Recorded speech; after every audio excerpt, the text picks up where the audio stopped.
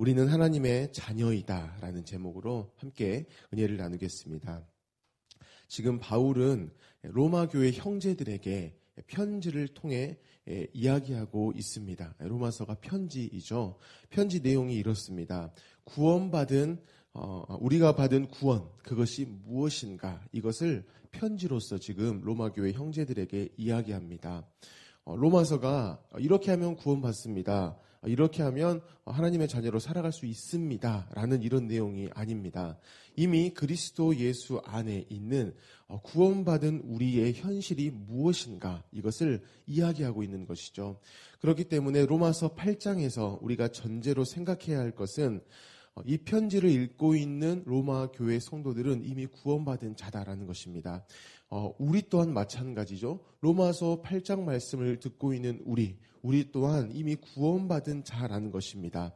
그래서 로마서 1장 6절에서 7절을 보면 너희도 그들 중에서 예수 그리스도의 것으로 부르심을 받은 자니라.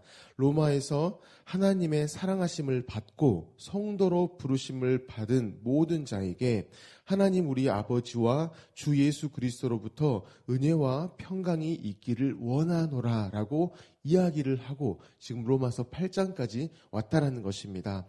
방금 로마서 1장 부분은 편지의 처음 부분입니다. 구원받은 수신자에 대해서 이렇게 표현하는 것을 볼 수 있죠. 하나님의 사랑하심을 받고 성도로 부르심을 받은 모든 자, 이 사람들이 편지의 수신자입니다. 하나님의 사랑을 받은 일이 먼저 있었다라는 것을 이야기합니다. 그리고 나서 성도로 부르심을 받았다라고 말씀하고 있습니다. 두 문장으로 이렇게 나눌 수가 있습니다.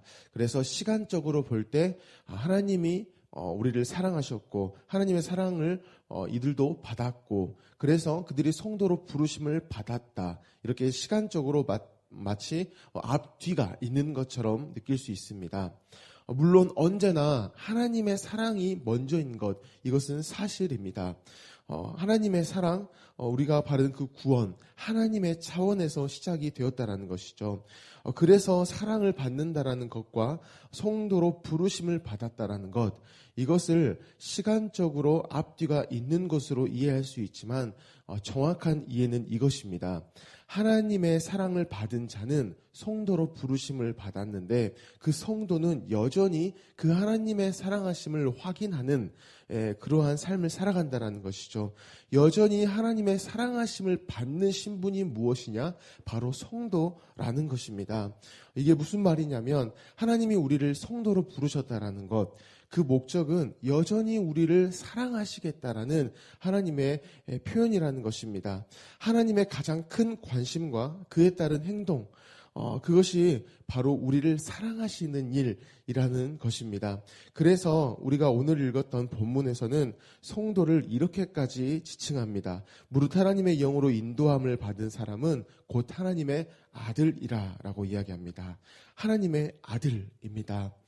이 아들이라는 표현은 계속해서 말씀을 드려왔는데 아버지로 인한, 아버지로부터 아버지에게 속한 이것을 의미하는 것입니다. 하나님의 아들인 것이죠. 하나님 곧 아버지를 빼고서는 그 아들이라는 용어 자체를 쓸 수가 없다라는 것입니다. 그래서 아들이라고 하면 곧바로 하나님, 곧바로 아버지의 어떠함이 바로 내포되어져 있다라는 것이죠. 그래서 하나님의 아들이라는 것은 하나님으로 말미암는 아들의 삶, 하나님의 사랑으로 인한 아들의 삶, 곧 친밀함을 나타내고 있다라는 것입니다. 사랑하는 성도 여러분, 하나님의 자녀, 하나님의 아들이라는 이 말이 어떻게 느껴지십니까? 자녀된 우리는요, 이러한 친밀함에 대해서 물론 느낄 수 있습니다. 하지만 글자로만 이해할 수도 있습니다. 분명 하나님 차원에서의 우리가 아들 된 것은 엄청난 일입니다. 엄청난 무게이고요. 엄청난 크기입니다. 그런데 그것을 누리는 자녀는요, 아버지가 표현하신 그 무게와 그 어떠한 정도, 이것을 느끼는 정도가 아닐 수 있다는 것이죠. 하나님 크기만큼 자녀는 그것을 생각을 못할 수 있다는 것입니다. 쉽게 말하면 아빠가 자녀를 사랑한다라는 말과 그에 따른 행동에 대해서 자녀들은 아빠가 말하는 정도를 다 모를 수가 있다라는 것이죠. 제가 이제 아빠가 되고 나니까 새삼 알게 되는 것이 있습니다. 저의 그 아버지는 금호동에 계십니다. 그래서 금호동에 계시는 아빠가 저를 얼마나 사랑하셨고 진짜 아버지의 노릇을 톡톡히 하셨다라는 것을 새삼 알게 되었습니다. 말로만 아들을 사랑한다고 하신 게 아니고요. 그야말로 불철주야 모든 관심이 자녀에게 있었다라는 것을 비로소 제가 이제 아빠가 되고 나니까 알게 되었습니다. 저는 어릴 때 밤이면 잠을 잘 잤습니다. 그런데 이제 제가 아빠가 되고 나니까 자녀가 잘 자고 있는지 어디 불편한 것은 없는지를 생각하고 실제로 움직이는 것을 제 스스로가 보게 되어지죠. 그래서 알게 되어지는 것이 내 아버지도 그러셨겠구나 하는 그런 생각입니다. 저는 어릴 때 밥 먹는 것에 대해서 고민한 적이 없습니다. 잘 먹었습니다.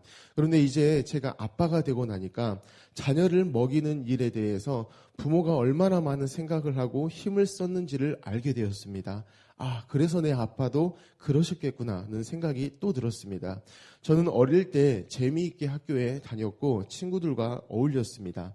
그런데 이제 제가 아빠가 되고 나니까 학교가 아닌 지금 어린이집을 보내는 그 일에도 부모가 얼마나 많은 땀을 흘리고 때로는 눈물을 흘려야 했는지를 알게 되었습니다. 이처럼 저는 어릴 때 모든 생활 가운데에서 아버지의 사랑을 분명히 누렸습니다. 그런데 그게 어느 정도인지를 잘 몰랐다라는 것이죠. 그래서 어릴 때에 그 아버지의 사랑에 대해서 보답하는 것이 1년에 한 번 어버이날에 편지에 몇 자 적어서 그냥 그 사랑을 표현할 정도였을 뿐입니다. 부모님을 사랑한다라고 말은 하지만 실제로 자녀는 부모의 그 사랑에 대해서 어떠한 부모에게 사랑한다라고 하고 그 일에 대해서 어떠한 노력과 어떠한 책임 그것을 다하지 않았다라는 것을 문득 생각하게 되었다라는 것입니다. 제가 이처럼 우리의 삶에 대해서 이야기한 것은 우리가 하나님의 자녀로서 하나님의 사랑을 받고 있는데 그 사랑이라는 것이 그냥 어떤 개념이라든지 그냥 성경에 나와 있는 이 글자 이 잉크의 어떤 흔적 이것이 아닌 실제의 일이라는 것을 말씀드리기 위해서 우리의 삶을 이야기했습니다. 그런데 하나님께서 우리에게 하신 이 놀라운 일, 이 실제의 일은요, 우리가 느낄 만큼 분명한 것입니다. 제가 방금 제가 아빠 되고 나서 느낀 것을 말씀드렸을 때 여러분들도 머릿속에 스쳤을 것입니다. 나도 그랬지. 나도 아버지의 사랑이 있고 부모로서 나도 그런 것들이 충분히 공감되어지지. 이와 같다라는 것이죠. 하나님의 사랑은요, 실제이기 때문에 우리가 느낄 만큼 분명합니다. 그리고 우리에게서요, 그 사랑을 받았다라는 티가 팍팍 나는 것이죠. 그리고 그 실제의 일은 크고 능력이 있습니다. 그리고 꾸준합니다. 인내합니다. 그렇기 때문에 우리의 어떠함에 따라서 그것이 취소되어지거나 우리가 그 자녀의 자격에서 퇴출될 수 없음을 우리가 알 수 있습니다. 우리가 잘못해도요, 우리가 좀 부족해도요, 그 실제의 아버지의 어떠한 사랑, 이 현실은 계속해서 우리 가운데에 남아있고 우리 가운데 일을 하고 있다는 것입니다. 하나님께서 이러한 삶, 이러한 실제, 이것이 우리의 것이 되도록 하신 일이 있습니다. 바로 그것이 십자가라는 것입니다. 십자가를 우리가 보게 되어지면요, 하나님의 사랑이 실제이구나, 이것을 너무 잘 알 수 있다는 것입니다. 왜냐하면 하나님이 우리를 사랑한다라고 하셔놓고 말만 하신 것이 아니고요, 실제로 하셨다라는 것이에요. 그것의 극명한 현장, 그것이 확증되어진 현장, 그리고 우리가 지금도 여전히 그 사랑 안에 있다라는 확신 가운데 살아갈 수 있게 하는 것이 바로 십자가라는 것입니다. 그렇기 때문에 십자가를 보게 되어지면 우리를 어떻게 사랑하셨는지, 얼마나 사랑하셨는지를 볼 수 있습니다.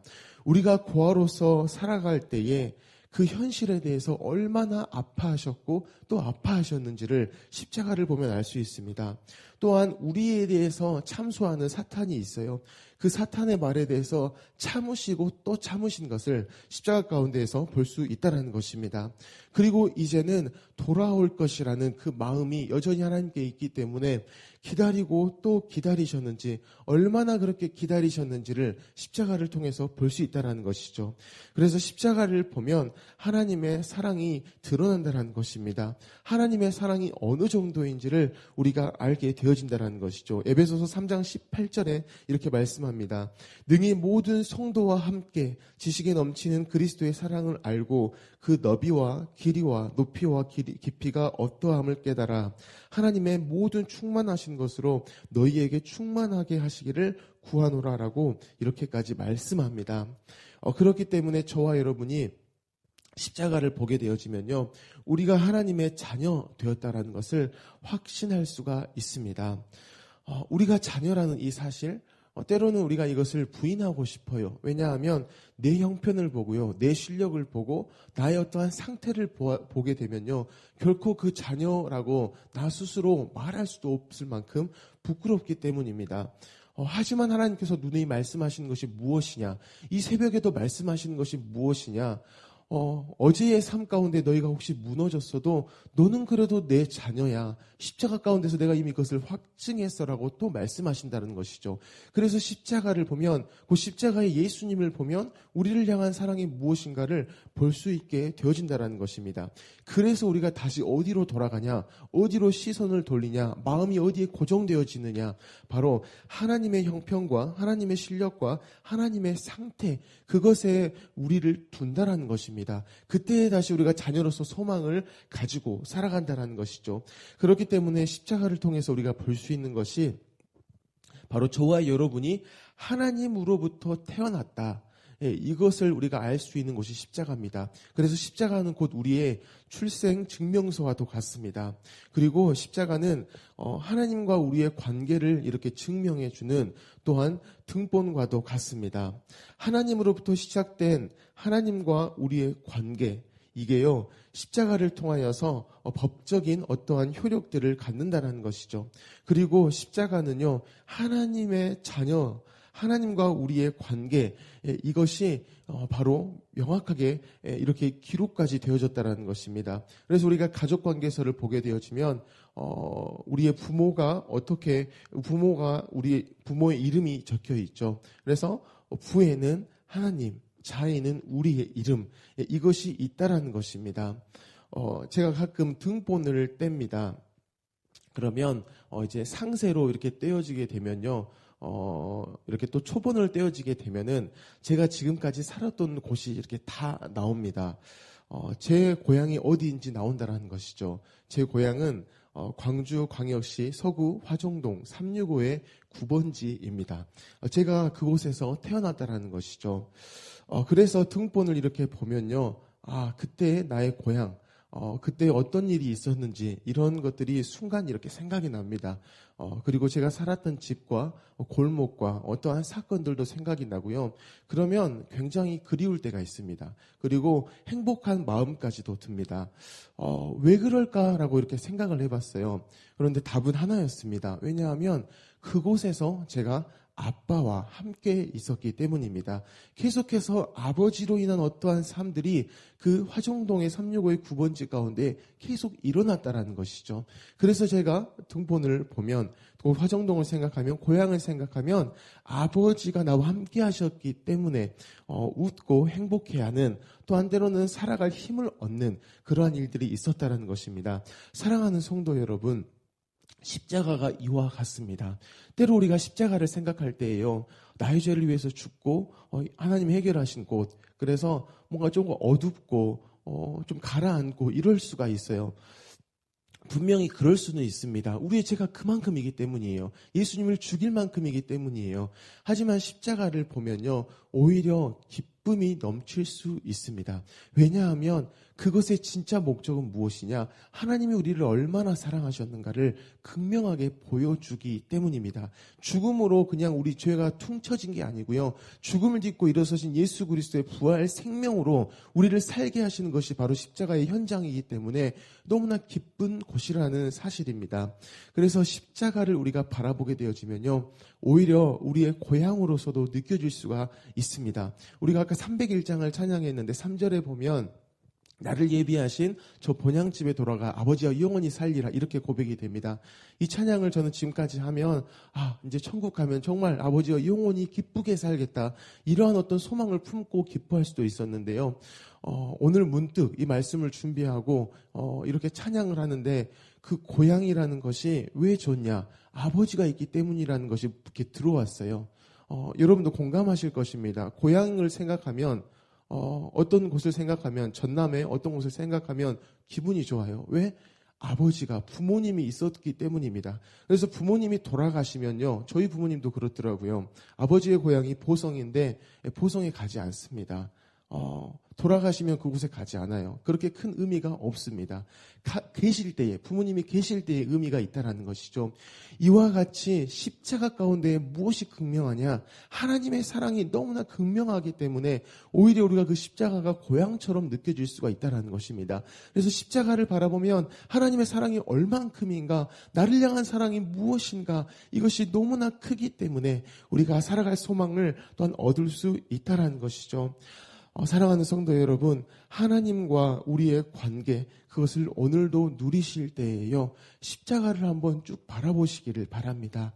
그러면 내가 받은 은혜가 무엇인가, 하나님과 나와의 관계가 무엇인가, 하나님 나의 삶 가운데 어떠한 마음을 가지고 일을 하고 계시는가, 이것들이 불쑥 나를 휘어잡습니다. 그러면요, 고개가 푹 숙여 있다가도, 또 내가 자빠져 있다가도, 내가 코가 죽어 있다가도, 정말 내가 이제 삶을 그만 살아야겠다, 내가 아빠로서, 남편으로서, 아내로서, 또는 어떤 직장인으로서 삶을 내가 그만 살아야겠다라는 그런 힘듦이 들었을 때에 놀랍게도요, 십자가를 바라보면 아버지의 사랑 때문에 일어설 수 있습니다. 마치 명절에 고향에 가서 부모님이 해주시는 밥 한 끼를 먹으면 든든한 힘이 나는 것처럼 실제로 십자가 가운데에는 그 놀라운 실제의 능력이 있다는 것입니다. 그 하나님의 사랑을 오늘도 여전히 경험하며 나아가는 저와 여러분이 되어지기를 예수님의 이름으로 축복합니다. 아멘. 우리 주신 말씀을 가지고 함께 기도하기를 원합니다. 하나님의 관심은 여전히 우리에게 있습니다. 하나님의 목적이 바로 우리입니다. 그렇기 때문에 십자가 가운데에서 그 사랑을 보여주셨고, 여전히 십자가 가운데에서 내가 베푼 사랑으로 말미암는 인생이야, 너는 나로 말미암아 살아가기에 부족함이 없어, 너의 어떠함을 바라보지 말고 나를 바라봐라고 이 시간도 말씀하십니다. 하나님, 십자가로 말미암아서 저희가 얼마나 기쁜 삶을 살아갈 수 있고 제가 얼마나 행복한 삶을 살아갈 수 있는지, 곧 아버지로 말미암는 인생이 얼마나 기쁘고 행복한지를 알 수 있습니다. 오늘도 그 십자가를 바라보고 그 십자가를 또한 움켜쥐고 또한 이 시간 나아가게 하십시오. 오늘 하루를 그렇게 살아가게 하십시오라고 기도하시기 바랍니다.